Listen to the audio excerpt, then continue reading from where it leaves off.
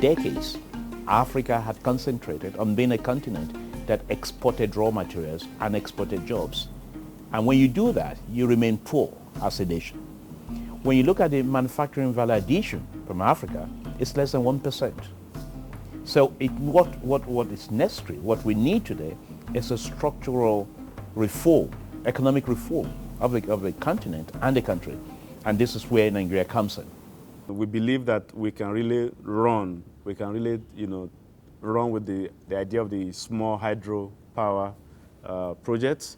That's going to address a lot of problems in terms of water supply, in terms of rural development, in terms of farm irrigation, in terms of so many of the constraints that are bedeviling our rural communities, and that's an area we would like to advance our current engagement with UNIDO.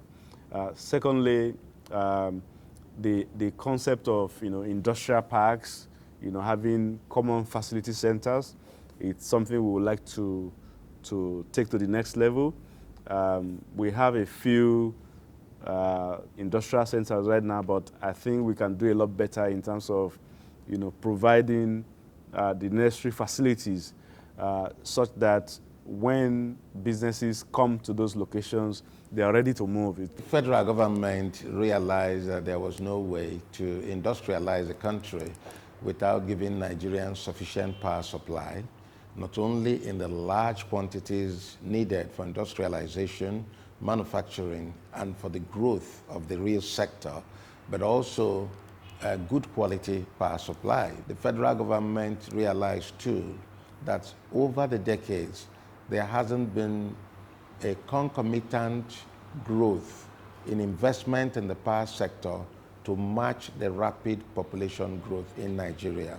The inclusive and sustainable industrial development, which takes people as a core, which takes the economic growth also as an important pillar, as well as protecting the environment, is very vital for Nigeria if we are to reduce poverty and increase prosperity and, of course, bring peace to this country.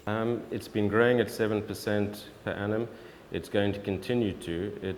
It has been based primarily on the oil sector, but it has a lot of potential, and we certainly see continued growth in our areas of business.